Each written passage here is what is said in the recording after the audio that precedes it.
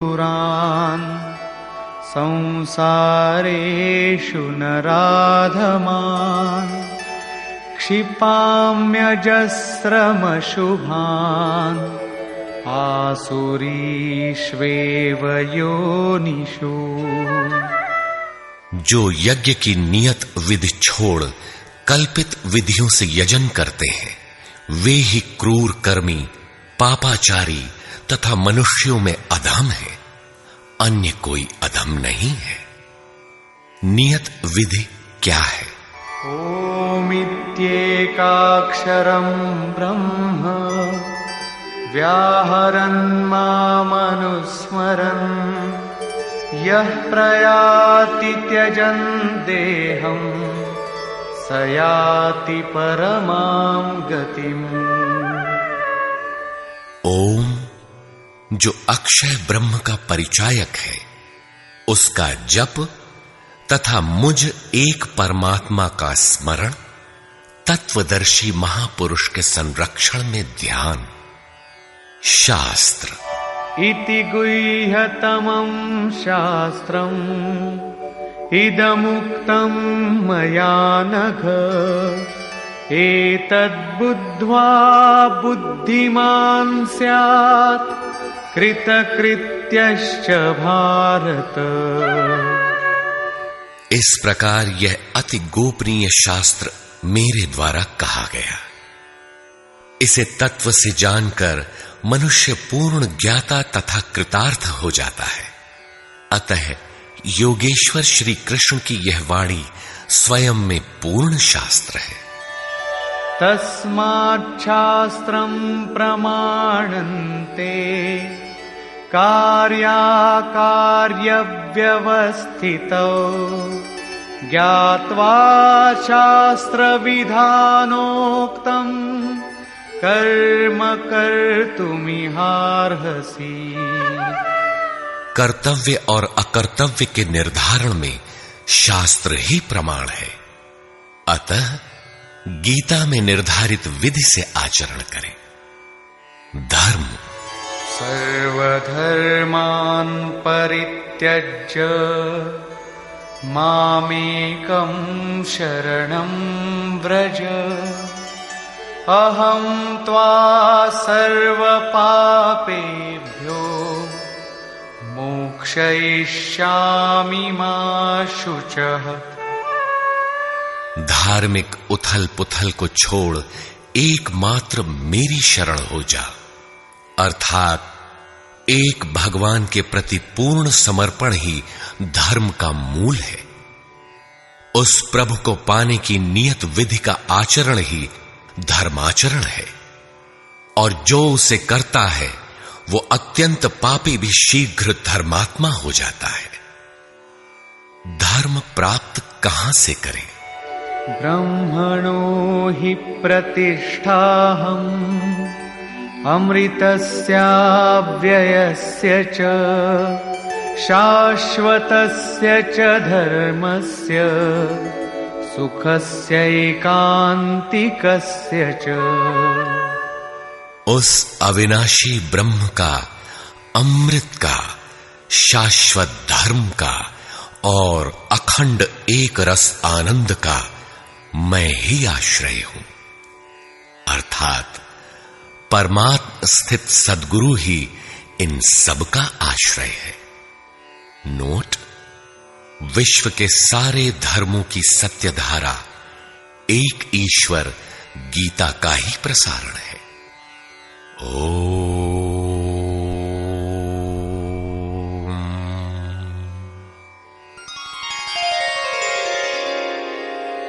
प्राक कथन। वस्तुतः गीता पर टीका लिखने की अब कोई आवश्यकता प्रतीत नहीं होती, क्योंकि इस पर सहस्त्रों टीकाएं लिखी जा चुकी हैं, जिनमें 50 तो केवल संस्कृत में ही है। गीता को लेकर 50 मत हैं, जबकि सबकी आधारशिला एकमात्र गीता है।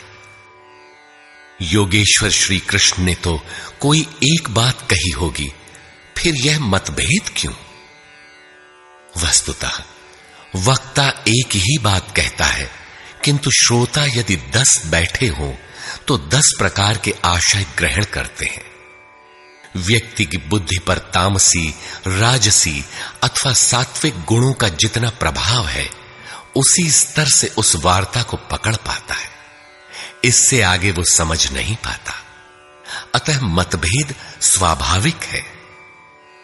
विभिन्न मतवादों से और कभी-कभी एक ही सिद्धांत को अलग-अलग काल और भाषाओं में व्यक्त करने से साधारण मनुष्य संशय में पड़ जाता है। बहुत सी टीकाओं के बीच वह सत्य धारा भी प्रवाहित है, किंतु शुद्ध अर्थ वाली एक टीका हजारों टीकाओं के बीच रख दी जाए तो उनमें यह पहचानना कठिन हो जाता है कि यथार्थ कौन है। वर्तमान काल में गीता की बहुत सी टीकाएं हो गई हैं। सभी अपनी अपनी सत्यता का उद्घोष करती हैं, किंतु गीता के शुद्ध अर्थ से वे बहुत दूर हैं। निस्संदेह कुछ महापुरुषों ने सत्य का स्पर्श भी किया, किंतु कतिपय कारणों से वे उसे समाज के समक्ष प्रस्तुत न कर सके। श्री कृष्ण के आशय को हृदयंगम न कर पाने का मूल कारण है कि वे एक योगी थे। श्री कृष्ण जिस स्तर की बात करते हैं, क्रमशः चलकर उसी स्तर पर खड़ा होने वाला कोई महापुरुष ही अक्षरशः बता सकेगा कि श्री कृष्ण ने जिस समय गीता का उपदेश दिया था, उस समय उनके मनोगत भाव क्या थे। मनोगत समस्त भाव कहने में नहीं आते। कुछ तो कहने में आ पाते हैं, कुछ भाव भंगिमा से व्यक्त होते हैं, और शेष पर्याप्त क्रियात्मक हैं, जिन्हें कोई पथिक चलकर ही जान सकता है। जिस स्तर पर श्री कृष्ण थे, क्रमशः चलकर उसी अवस्था को प्राप्त महापुरुष ही जानता है कि गीता क्या कहती है। वह गीता की पंक्तियां ही नहीं दोहराता, बल्कि उनके भावों को भी दर्शा देता है, क्योंकि जो दृश्य श्री कृष्ण के सामने था, वही उस वर्तमान महापुरुष के समक्ष भी है। इसलिए वो देखता है, दिखा देगा, आप में जागृत भी कर देगा, उस पथ पर चला भी देगा। पूज्य श्री परमहंस जी महाराज भी उसी स्तर के महापुरुष थे। उनकी वाणी तथा अंतः प्रेरणा से मुझे गीता का जो अर्थ मिला, उसी का संकलन यथार्थ गीता है। इसमें मेरा अपना कुछ भी नहीं है। यह क्रियात्मक है। साधन अपनाने वाले प्रत्येक पुरुष को इसी परिधि से गुजरना होगा। जब तक वो इससे अलग है, तब तक स्पष्ट है कि वो साधन नहीं करता, किसी न किसी प्रकार की लकीर अवश्य पीटता है। अतः किसी महापुरुष की शरण ले। श्री कृष्ण ने किसी अन्य सत्य को नहीं बताया, बल्कि कहा, ऋषिभिर बहुधा गीतम। ऋषियों ने अनेकों बार जिसका गायन किया है, वही कहने जा रहा हूं। उन्होंने यह नहीं कहा कि उस ज्ञान को केवल मैं ही जानता हूं या मैं ही बताऊंगा, बल्कि कहा, किसी तत्वदर्शी के पास जाओ, निष्कपट भाव से सेवा करके उस ज्ञान को प्राप्त करो। श्री कृष्ण ने महापुरुषों द्वारा शोधित सत्य को ही उद्घाटित किया है। गीता सुबोध संस्कृत में है। यदि अन्वयार्थ ही लें तो गीता का अधिकांश आप स्वयं हृदयंगम कर सकेंगे, किंतु आप ज्यों का त्यों अर्थ नहीं लेते। उदाहरण के लिए श्री कृष्ण ने स्पष्ट कहा कि यज्ञ की प्रक्रिया ही कर्म है। फिर भी आप कहते हैं कि खेती करना कर्म है। यज्ञ को स्पष्ट करते हुए उन्होंने बताया कि यज्ञ में बहुत से योगी जन प्राण में अपान को हवन करते हैं, बहुत से अपान में प्राण को हवन करते हैं, बहुत से योगी प्राण अपान दोनों को रोककर प्राणायाम परायण हो जाते हैं, बहुत से योगी इंद्रियों की संपूर्ण प्रवृत्तियों को संयमाग्नि में हवन करते हैं। इस प्रकार श्वास प्रश्वास का चिंतन यज्ञ है। मन सहित इंद्रियों का संयम यज्ञ है। शास्त्रकार ने स्वयं यज्ञ बताया, फिर भी आप कहते हैं कि विष्णु के निमित्त स्वाहा बोलना, अग्नि में जौ तिल घी का हवन करना यज्ञ है। उन योगेश्वर ने ऐसा एक शब्द भी नहीं कहा। क्या कारण है कि आप समझ नहीं पाते? बाल की खाल निकालकर रटने पर भी क्यों वाक्य विन्यास ही आपके हाथ लगता है? आप अपने को यथार्थ जानकारी से शून्य ही क्यों पाते हैं? वस्तुतः मनुष्य जन्म लेकर क्रमशः बड़ा होता है तो पैतृक संपत्ति, घर, दुकान, जमीन जायदाद, पद प्रतिष्ठा, गाय भैंस, यंत्र उपकरण इत्यादि उसे विरासत में मिलती है। ठीक इसी प्रकार उसे कुछ रूढ़ियां, परंपराएं, पूजा पद्धतियां भी विरासत में मिल जाती हैं। 33 करोड़ देवी देवता तो भारत में बहुत पहले गिने गए थे। विश्व में उनके अनगिनत रूप हैं। शिशु ज्यों-ज्यों बड़ा होता है, अपने माता पिता, भाई बहन, पास पड़ोस में इनकी पूजा देखता है। परिवार में प्रचलित पूजा पद्धतियों की अमिट छाप उसके मस्तिष्क पर पड़ जाती है। देवी की पूजा मिली तो जीवन भर देवी देवी रटता है। परिवार में भूत पूजा मिली तो भूत भूत रटता है। कोई शिव तो कोई कृष्ण तो कोई कुछ पकड़े ही रहता है। उन्हें वो छोड़ नहीं सकता। ऐसे भ्रांत पुरुष को गीता जैसा कल्याणकारी शास्त्र मिल भी जाए तो वो उसे नहीं समझ सकता। पैतृक संपदा को कदाचित वो छोड़ भी सकता है, किंतु इन रूढ़ियों और मजहबी पचड़ों को नहीं मिटा सकता। पैतृक संपत्ति को हटाकर आप हजारों मील दूर जा सकते हैं, किंतु दिल दिमाग में अंकित ये रूढ़िगत विचार वहां भी आपका पिंड नहीं छोड़ते। आप सिर काटकर अलग तो नहीं रख सकते। अतः आप यथार्थ शास्त्र को भी उन्हीं रूढ़ियों, रीति रिवाजों, मान्यताओं और पूजा पद्धतियों के अनुरूप ढाल कर देखना चाहते हैं। यदि उनके अनुरूप बात ढलती है, वार्ता का क्रम बैठता है, तो आप उसे सही मानते हैं, और नहीं ढलती तो गलत मानते हैं। इसीलिए आप गीता का रहस्य नहीं देख पाते। गीता का रहस्य रहस्य ही बनकर रह जाता है। इसके वास्तविक पारखी संत अथवा सद्गुरु हैं। वही बता सकते हैं कि गीता क्या कहती है। सब नहीं जान सकते। सबके लिए सुलभ उपाय यही है कि इसे किसी महापुरुष के सान्निध्य में समझें, जिसके लिए श्री कृष्ण ने बल दिया है। गीता किसी विशिष्ट व्यक्ति, जाति, वर्ग, पंथ, देश काल या किसी रूढ़िग्रस्त संप्रदाय का ग्रंथ नहीं है, बल्कि यह सार्वलौकिक, सार्वकालिक धर्म ग्रंथ है। यह प्रत्येक देश, प्रत्येक जाति तथा प्रत्येक स्तर के प्रत्येक स्त्री पुरुष के लिए, सबके लिए है। केवल दूसरों से सुनकर या किसी से प्रभावित होकर मनुष्य को ऐसा निर्णय नहीं लेना चाहिए जिसका प्रभाव सीधे उसके अपने अस्तित्व पर पड़ता हो। पूर्वाग्रह की भावना से मुक्त होकर सत्यान्वेषियों के लिए यह आर्ष ग्रंथ आलोक स्तंभ है। हिंदुओं का आग्रह है कि वेद ही प्रमाण है। वेद का अर्थ है ज्ञान, परमात्मा की जानकारी। परमात्मा न संस्कृत में है न संहिताओं में। पुस्तक तो उसका संकेत मात्र है। वह वस्तुतः हृदय में जागृत होता है।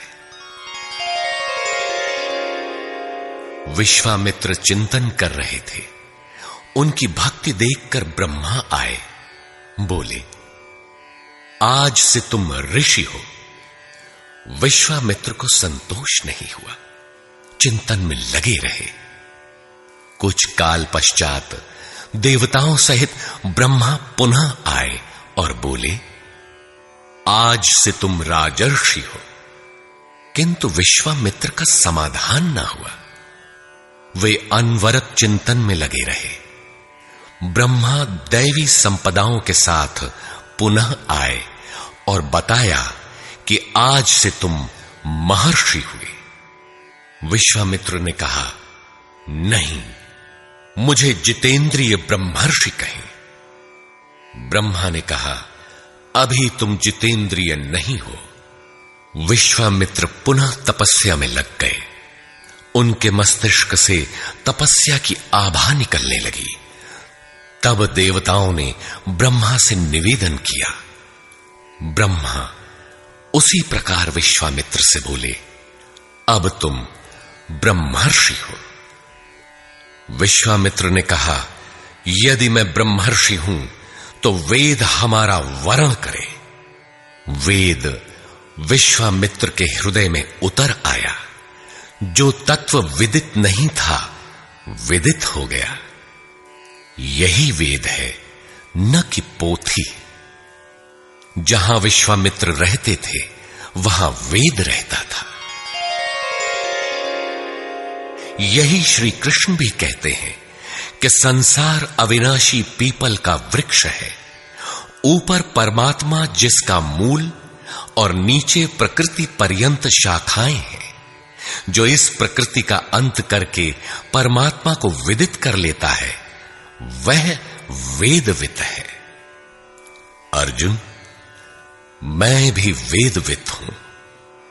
अतः प्रकृति के प्रसार और अंत के साथ परमात्मा की अनुभूति का नाम वेद है।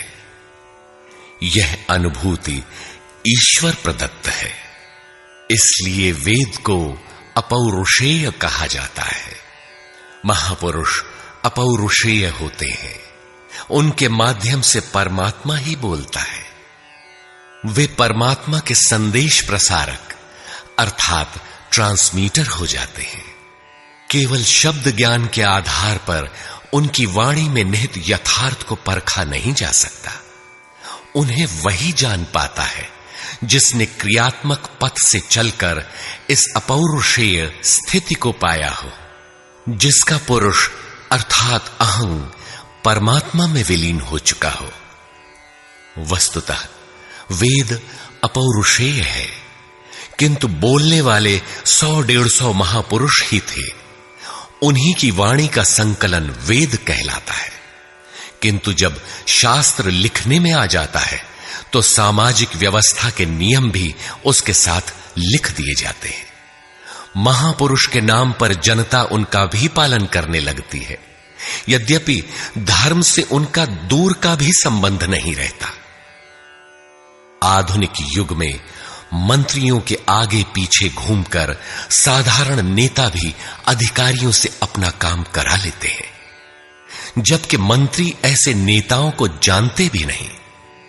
इसी प्रकार सामाजिक व्यवस्थाकार महापुरुष की ओट में जीने खाने की व्यवस्था भी ग्रंथों में लिपिबद्ध कर देते हैं। उनका सामाजिक उपयोग तत्सामयिक ही होता है। वेदों के संबंध में भी यही है। वेद के 2 भाग हैं, कर्मकांड और ज्ञान कांड। कर्मकांड समाज शास्त्र है, जैसे वास्तुशास्त्र, आयुर्वेद, धनुर्वेद, गंधर्व वेद इत्यादि। ज्ञान कांड उपनिषद है। उनका भी मूल योगेश्वर श्री कृष्ण की प्रथम वाणी गीता है। सारांशत गीता अपौरुषेय परमात्मा से समुद्भूत उपनिषद सुधा का सार सर्वस्व है। इसी प्रकार प्रत्येक महापुरुष जो परम तत्व को प्राप्त कर लेता है, स्वयं में धर्म ग्रंथ है। उसकी वाणी का संकलन विश्व में कहीं भी हो, शास्त्र कहलाता है, किंतु कतिपय धर्मावलंबियों का यह कथन है कि जितना कुरान में लिखा है